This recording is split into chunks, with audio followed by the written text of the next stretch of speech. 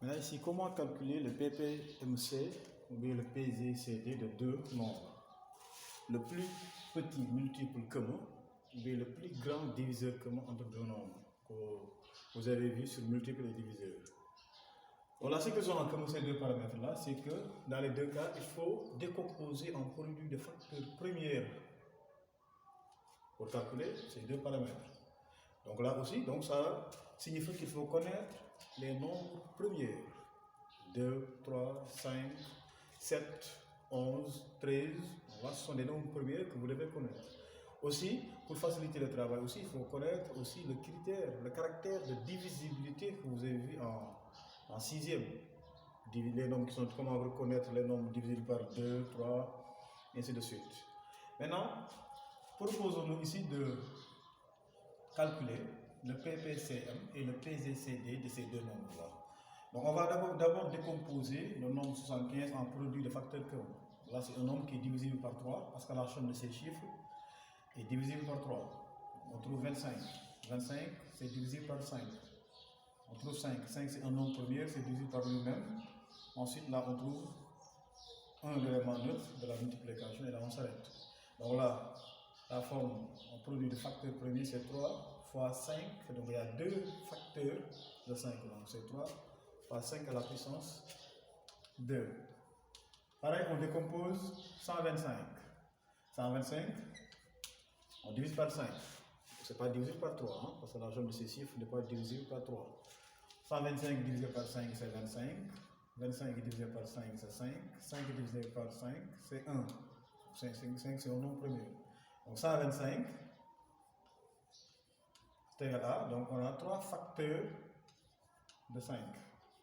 Donc c'est 5 à la puissance 3. Là, on a décomposé les deux nombres en produits de facteurs premiers. Donc ici, on doit voir que des nombres premiers dans la décomposition ici. Maintenant, si on veut calculer le plus petit multiple commun entre 75 et 125. La règle dit qu'on décompose les deux nombres en produits de facteurs premiers. C'est ça qu'on a fait. Ensuite, la deuxième étape, il faut faire le produit de tous les facteurs. Donc ici, si on regarde, on va voir tous les facteurs. On verra le facteur 3, on verra le facteur 5. Mais ici, il y a deux facteurs 5 qui sont à des puissances qui sont différentes. Donc dans ce cas, il faut choisir entre ces deux-là. La règle dit, c'est une règle, il faut la connaître. La règle dit, on prend, parmi les facteurs communs, on va prendre le facteur qui a le plus grand exposant. Donc là, on verra 3. Là, 5 à la puissance 2. Bon, je mets les deux facteurs. 5 à la puissance 2, 5 à la puissance 3. Ici, le 3 n'est pas un facteur commun, donc je le laisse. Mais parmi ces deux-là, il faut que je choisisse. La règle me dit que je vais prendre le facteur qui a le plus grand exposant. Qui a le plus grand exposant entre ces deux-là? C'est 5 à la puissance 3. Donc là, je vais effacer 5 à la puissance 2. Voici le plus petit multiple commun entre les deux. Donc j'ai pris le 5 qui a le plus grand exposant. C'est ça la règle. Ensuite, pour le P, G, C, D, toujours les deux nombres. Hein. Première étape, on décompose en produit le facteur premier, on l'a fait. Maintenant ici, on fera uniquement le produit des facteurs communs.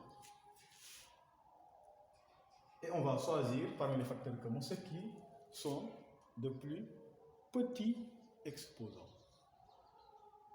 Donc, ces deux facteurs-là sont communs ici. La règle dit, je vais prendre le facteur qui a le plus petit exposant. Donc, voici le PZCD, le plus grand diviseur commun, le plus grand commun diviseur, c'est la même chose, entre 115 et 125. Si on le calculait, on aurait 25 ici.